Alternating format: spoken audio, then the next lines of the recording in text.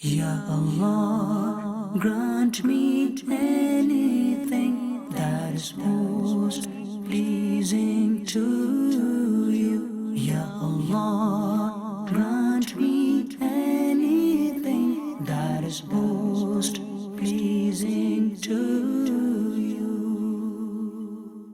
Alhamdulillahi Rabbil Alameen. As-salatu was-salamu ala Sayyidil Mursaleen. Amma ba'd, fa'udhu billahi minash shaytanir rajim. Bismillahir Rahmanir Rahim.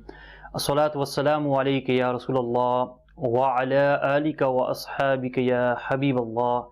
As-salatu was-salamu alayka ya Nabiyallah wa ala alika wa ashabika ya Nurallah.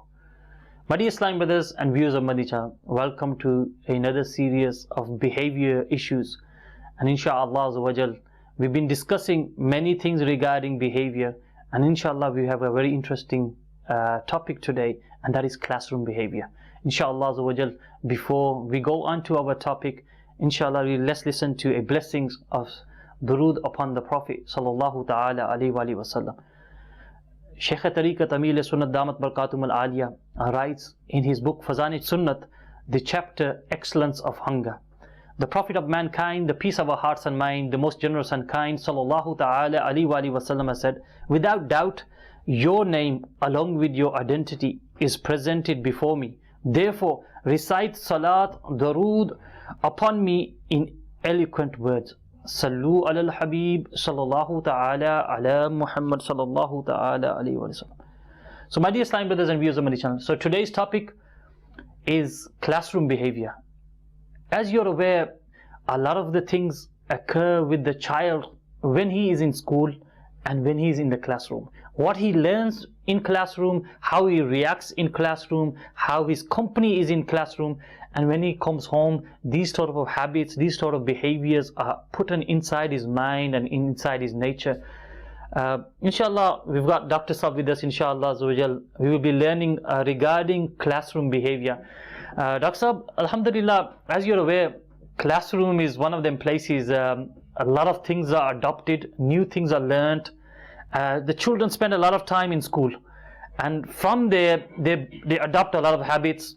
Sometimes it could be good habits, but majority of the times these are bad habits. And they come out from the classroom, and these type of reactions are taking place in their homes, amongst their family.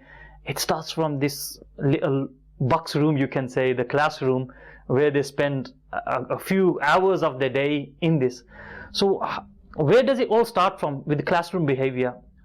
How does it start with a child behaving bad from classroom? First of all, as we know that the importance of classroom in this day and age, in sort of modern era, school and madrasa, they are the two institutions where children actually learn the skills of life.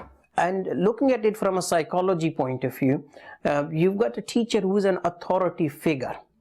And all of us need authority figures in our life, whether we are a child or we are a grown-up as well, to keep us on the straight path.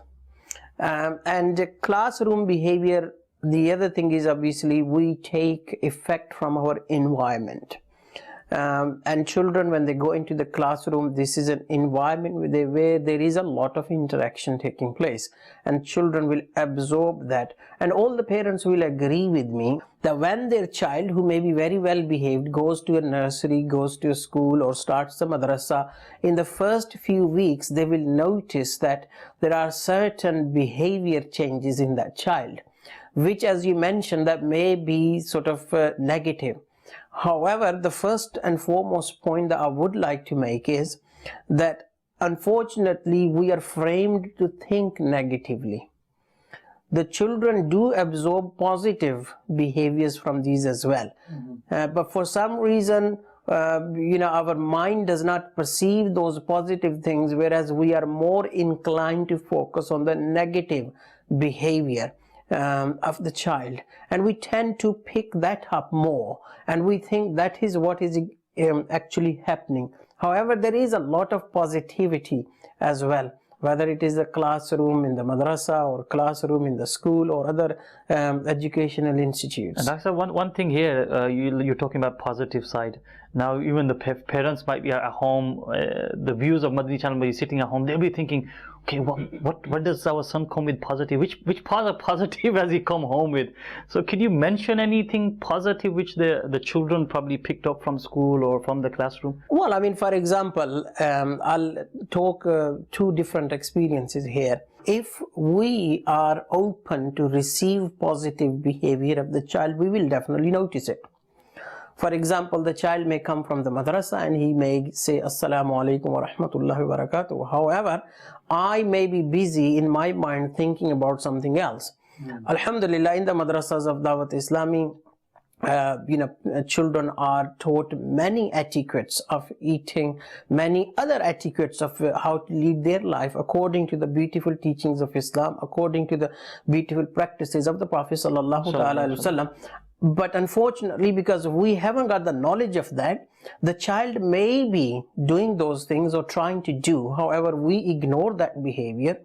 This behavior, good behavior, does not register in our mind, and the child will eventually, as he's not being rewarded, like we've learned in the conditioning, that there is no praise, there is no reward, there is no appreciation, and the child will stop doing that positive behavior. Whereas contrary to that, if he's done something, he's got angry, he may be angry for another reason, but we will blame that angry behavior on the madrasa environment or the class environment, that he's actually picked that up from other children. So basically a lot of it is our mentality over this. When we see the child, we only, and it's actually a fact, and it's something for the viewers of Madani Channel, that when we see our children behaving bad, we put it down to others, we put it down to the classroom or whatever.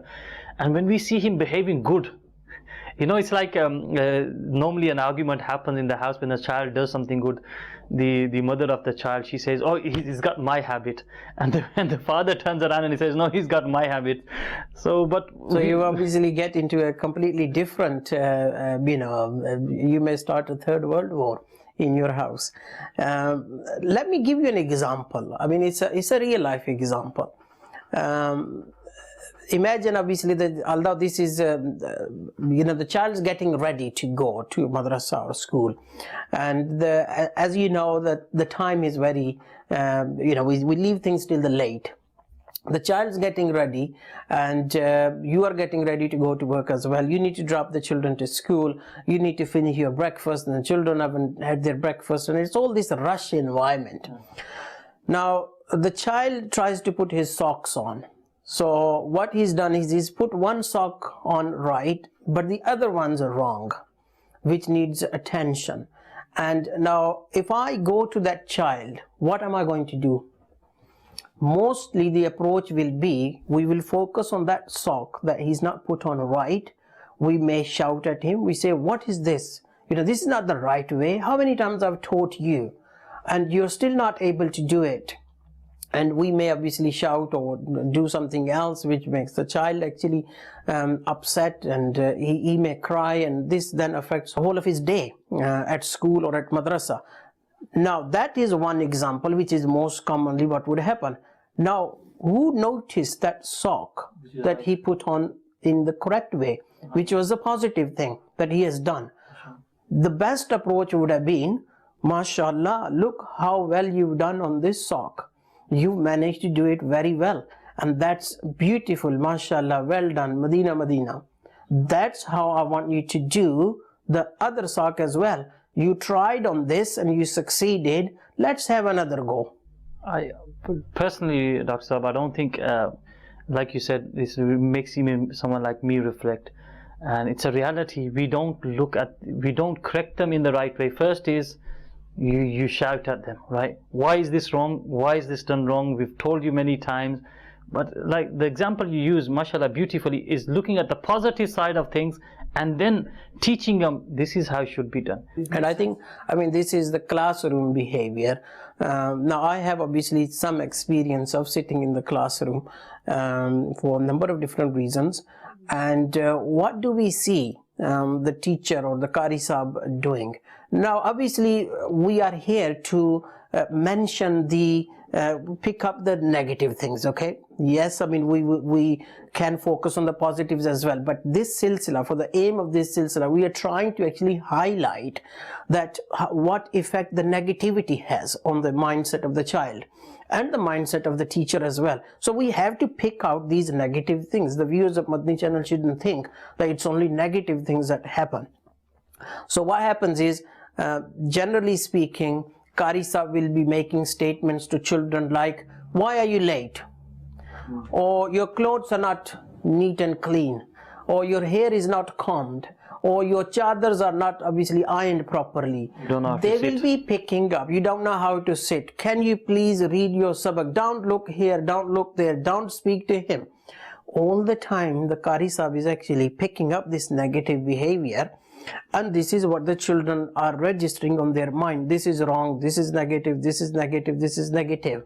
And the children, what they actually need to know, they need to know, someone needs to tell them what is the positive behavior, what is the right thing. So for example, rather than every day telling someone that, why are you late? He's not going to get on time. Obviously there are multiple factors why a child gets late. But what you could do, instead of saying, why are you late? Qari Sahib could say, another child, pick him up, I mean, mention his name and he's say, always on time. MashaAllah, he is always on time, well done, and give him a reward. SubhanAllah. Now, what would happen? What would be the impact of this on that child who's getting late? He will go home and he will tell his parents, dad, mom, you know, so and so got rewarded because they were on time. I feel ashamed that I get late and I want to be on time, so that obviously I get rewarded as well. And this, you have not said anything to this child who is late, but you've actually picked up someone who does the good behavior. And I think this is a golden Madani pearl for all the Qari Sahiban, that, or even parents. You know, although we are addressing Qari Sahiban classroom behavior, but the home is a classroom environment as well. The parents are the biggest teachers of the children. So the aim is that if a child has done something wrong, then there is the right way of doing it. Rather than pressing the child on the wrong stuff, you say the right way to do it. And normally it's seen when you reward a child, the reaction of the other children sitting there, oh no, you know, he's been rewarded, I want to gain that. So it's automatically the child wants to gain that goodness from the teacher, or that merit, or that whatever reward it is, and it encourages him to do it. And next time he's preparing or he's getting ready. Alhamdulillah, beautiful Madani pools. This is the mentality of Amiri al-Sunnat as well. What happens in our Madani environment? You know, that's a big classroom as well. What in the Madani Mahol of Dawat Islami, the teaching of Amiri al-Sunnat is that when someone comes and presents their karkardagi, their sort of what they've done and so forth, the performance record is shared, then those who've done well, they are rewarded. That's it, end of story. You don't name and shame those who didn't do things. What is the effect of this, that being rewarded, is that those who underperformed, they will automatically get their lesson or the sabak that, look, I should have performed better. Next time I should be here so that I can actually get that reward as well. Rather than if you name and shame them, they will actually get demoralized. Why? Because they have made an effort. Now this is another thing that the parents need to know, is that the child makes small efforts and then eventually he gets to the big goal. That encouragement builds and he gets stronger. Exactly. And stronger. So all these little things that the child is doing, the parents need to be rewarding them on that until he gets to the big aim, which is the ultimate goal. So it has to be broken down into pieces. So someone is actually making an effort. It's like I've seen, we've had the month of Ramadan, and you know, the child when he first fasts, a younger child when he first fasts, and what you normally done, I've seen it that Nowadays, with the way things are, people actually bring a cake for him first fast of Ramadan and present it, and how happy it makes that child feel. And then that same child says, "No, I want to fast tomorrow, and I want to fast the following day." And Alhamdulillah, this is a great encouragement. And those memories remain with these children for the rest of their life, and they always remember these special occasions when they fasted for the first time and they got reward. And that's a very beautiful example that if we were to reward these little efforts of the children, but we tend to just focus on the major things. But it's a big mistake when we ignore these small achievements that child is making, and especially those children, even in the classroom or at home, who do have behavior difficulties. And again, because we register in our mind that child as someone who is naughty. And from a psychological point of view, our brain then shuts down to register the positive things of that child. This child, who we consider to be naughty, who we consider to be behaving badly, I can guarantee you he's also doing certain things which are good. Definitely. He's also making an effort. He is sitting in the class at least. He's not running around all the time. So why can't, if the Qari Sahib could actually appreciate him and say, "MashaAllah Azza wa Jal, today you sat for 5 minutes." I think even if the appreciation is done in a negative form, or you're sitting down today, and instead of nodding of the head, you're actually making him look like he's done something good, bad and good at the same time. Yeah, this is another mistake that generally people will make. They will appreciate and then they will mix in the negativity. They will say, "Yeah, you've done this, mashallah, well done. But the other day you did it that, and don't do that." Never ever mix positive with the negative. If you are rewarding, just keep to the reward. Just stick to the good behavior.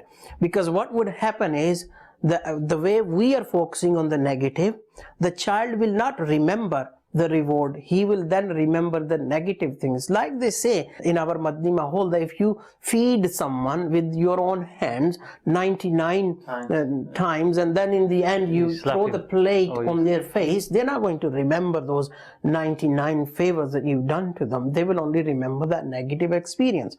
So whenever we praise a child, we need to make sure that at that time we do not mix any negative behavior or misbehavior. Perhaps just one side here, alhamdulillah, some of the things which we learned, but see, it's also the teacher, it's very difficult for him if he's been picking on someone, or if someone's, without thinking in his mind that this child is naughty, this child misbehaves, how can the teacher remove this? Who's overlooking this child? How will he able to clear his mind or try to be positive with that child when he sees so much negativity from that child? Now, teaching is a profession. It's a very noble profession. Every profession has got skills of its trade. And for a teacher, I think it is a very, very important skill that you are able to delete the previous memories from your mind. What happened yesterday is gone. You come next day with a clean slate. What this child did yesterday, you actually need to come following day with a clean slate and just try to focus on the positive things. That's one thing that the teacher needs to have, that ability. Number two, children again, they feel when their needs are not met, this will give rise to difficult emotions. Now, when it gives rise to difficult emotions, because children do not have the emotional intelligence to work out that what do I need to, what can I do and what can I not. Similarly, their verbal skills, verbal language skills, they may not be fully developed, or they may be confused, how do I express my difficult feelings? So they will express these difficult feelings with behavior. The teacher needs to understand that this behavior difficulty that the child is presenting with, it is the end result of 10 other things. This may be problems with the child at home. The child may not have eaten, they may be hungry on that day and they've come. The child may not have had enough time to sleep. And very importantly, especially for the madrasa environment, the child has been to the school all day. They are tired. They are coming into the madrasa at a time when their mind's exhausted and their body is exhausted. In my opinion, and alhamdulillah, this is one of the beauty of those countries where Islam is the dominant religion. I know that when I was in Pakistan, we used to go to madrasa in the morning. Morning, definitely, first thing. That's the religious, concept. The teachings of Islam, they are superior than, obviously, I'm not undermining worldly teachings because, knowledge is knowledge, okay?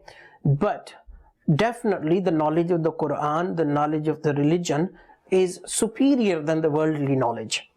And I think there should be a shift in this, whether it can happen in the European countries or not, but there has to be this shift that we actually teach our children the knowledge of Deen at a time when their mind is fresh and their body is fresh. Then there are all these other problems, especially in this modern day and age. Children may be being bullied at school, cyberbullying, knife crime, then parental disputes, financial difficulties. There may be self-esteem issues. The child has had difficult experiences in their life. They're not confident.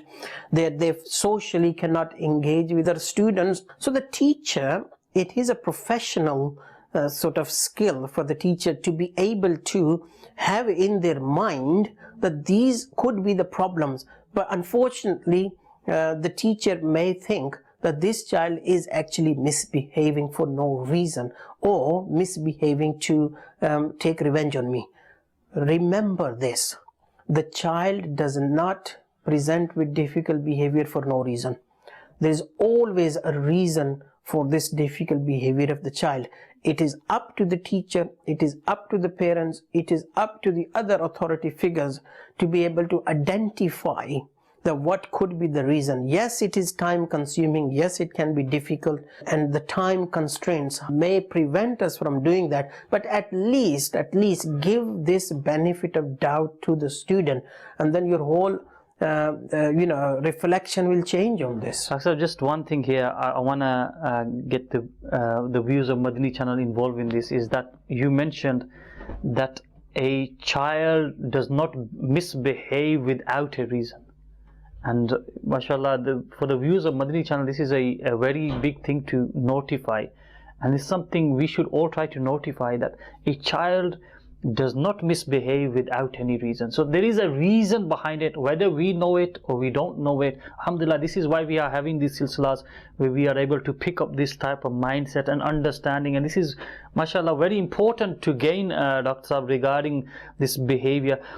With the classroom behavior, Dr. Saab, you have children who adopt things from other children. So if, for an example, if one class is involved in any specific action, if, like, say for an example, the class is involved in, they're all involved in football, in sports, you find the rest class involved in sports as well.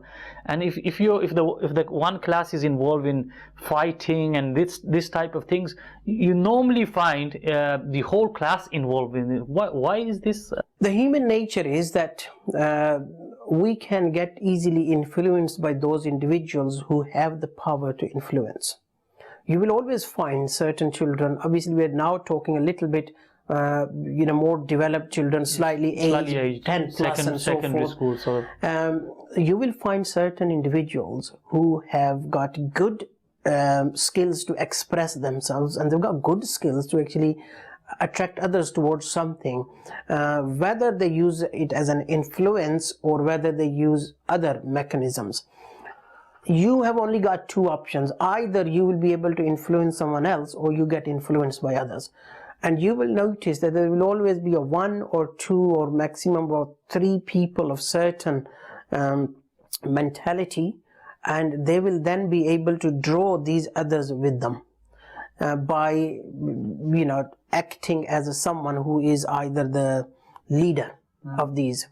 and you will follow them. Unless you are so strong that you can resist those temptations. But when you have a group of people, 3 or 4, now you've only got 2 options: either fit in that group or face the consequences of this. And the consequences will be in terms of bullying, consequences will be in terms of physical abuse, emotional abuse, financial abuse. You get ostracized.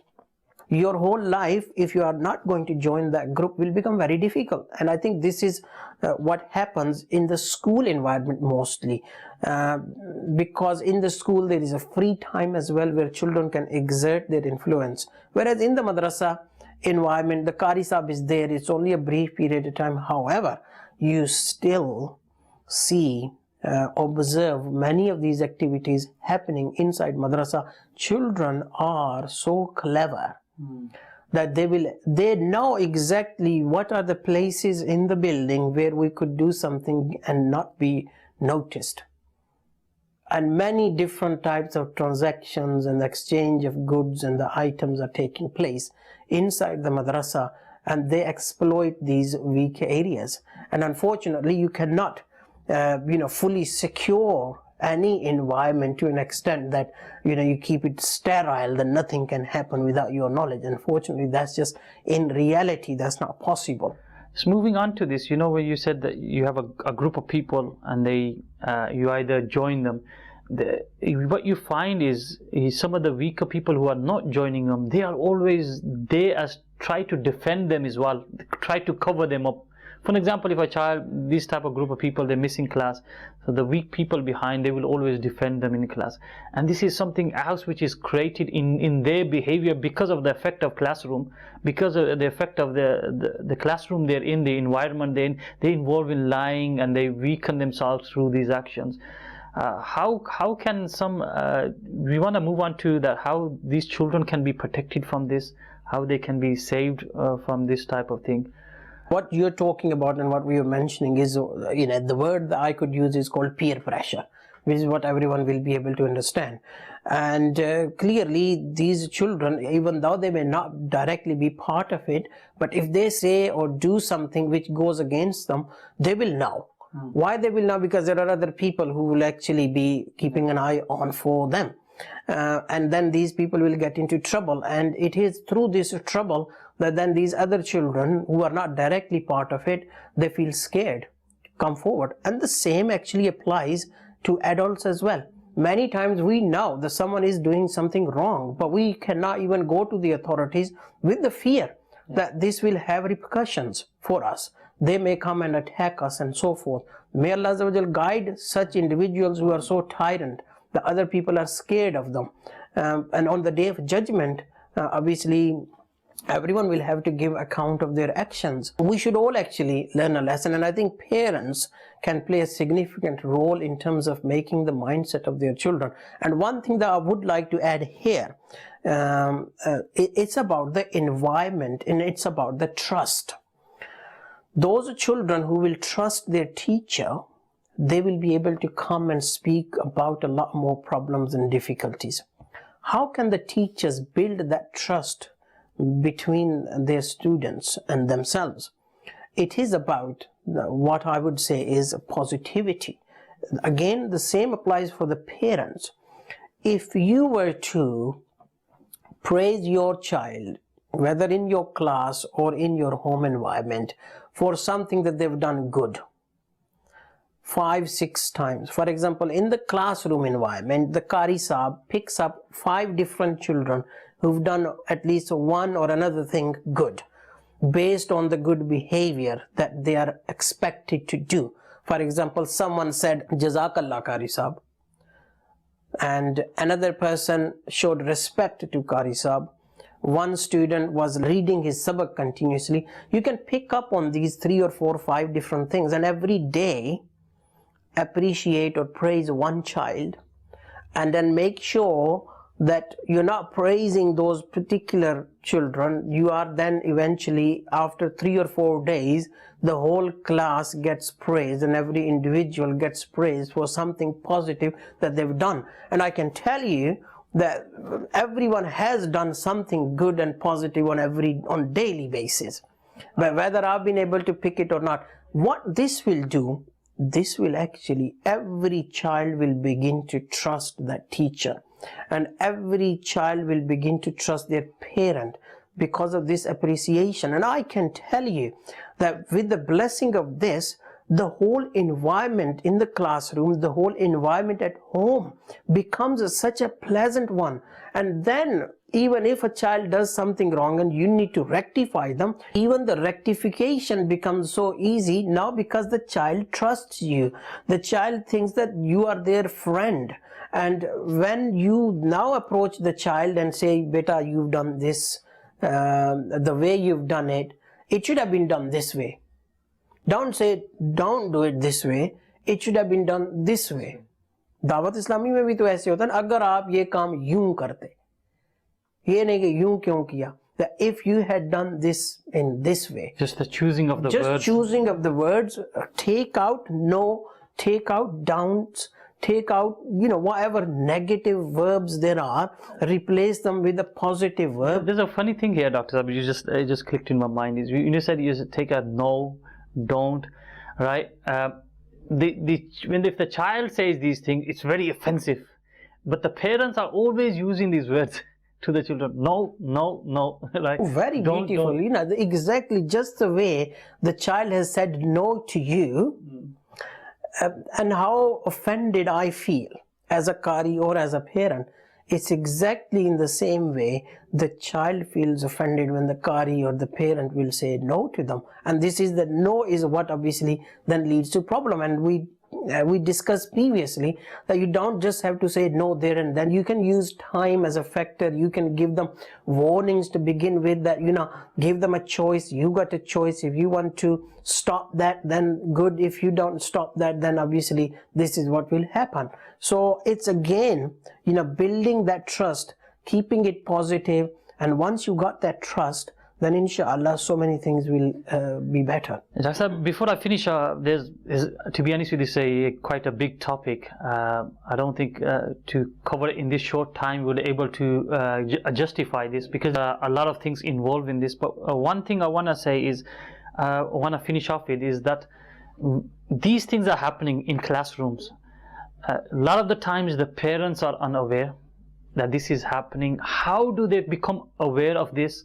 And then what can they do as a role when they're finding their children being put into the wrong classroom or the wrong environment in school? Or what's the reaction of the parents, how they should deal with this? I mean, to be honest, parents just need to be able to listen to the child. And they need to have that relationship with the child, that the child is going to come and tell them about this. And what happens is that the children in the beginning, they are telling lots of things to the parents. Parents are not. But the parents, either they listen initially or they are doing something else and are focusing on the child. The child comes straight in the car, sits down, and the first thing he does is complain, but the parents are busy driving at that time, or their minds are actually... And parents say, beta, what is all this? You come and first thing you do is complain. Put your seatbelt on, sit down. And so that's a big opportunity lost. Yeah, you're driving anyway. You're not going to be using your mobile phone. You're not going to be speaking to anyone. So why don't the parents first ask, okay, beta, how was your day at school? Did you enjoy anything that you enjoyed? Ask them that. And then you ask them that, beta, anything that went wrong or anything you were not happy about. Once you do that, the child is not going to come and immediately start talking. They know that their parents will ask them, and they will wait for that and then give a response. Now you are ready to listen to them. Now, because parents don't give this opportunity, then the children, they grab this opportunity, they want to take, and then because they don't feel confident that the parents will give them this opportunity, so they will take it in their hands and say, oh, this went wrong, this went wrong, this went wrong. And it's all the negative things that will happen. Whereas if the parents, the first thing they will do is, okay, when they pick the child up from the school, mother could say, okay, beta, how was your day? Mashallah, good. What did you enjoy? And ask about these things so that they are able to mention the positive things as well. They may have had 10 positive experiences, but only one negative. But if you don't ask about those 10 positive experiences, then you lost the chance to actually frame the mind of the child as well. The beta, look, this happened positive, this happened positive, this happened positive. Chalo, no problem. If one thing negative has happened, we will see. But at least you had a good, happy day at school. Whereas on the other side, you've not actually given the chance to the child, and he's mentioning negative, and you are thinking now in your own mind as well, this school's not good. This environment is not good. You will then get angry. So why is this happening? My child's always coming and complaining, and you will go and speak to the teacher, and they will say, well, actually, we are very happy with his progress. And then you will make a fool of yourself. So, in my opinion, the parents need to have that trust. They need to listen to their children. And I think, to be honest, if I were to say, this is probably one of the most important thing of their life, and parents should take it as a priority to listen to their children. So my dear Islamic brothers and viewers of Madani Channel, alhamdulillah, we heard regarding classroom behavior and the effect it has on our children. Just keep this in mind. Your child spends years of his life in a classroom, in studies. So the Madani pools which we learn today, the lessons which we learn today, communicating with your children, asking your children how the day was in school, and pointing out the positive things to them, listening to anything which could be harmful or putting them in a state or in a stressful state, in a situation. Try to hear them out, listen to them, give them attention, and inshaAllah you will able to not just improve their classroom time, but inshaAllah their lives. So my dear Islamic brothers and viewers on Madani Channel, these are the silsilas on Madani Channel which are there to improve ourselves, improve our societies, our method, our upbringing of our children.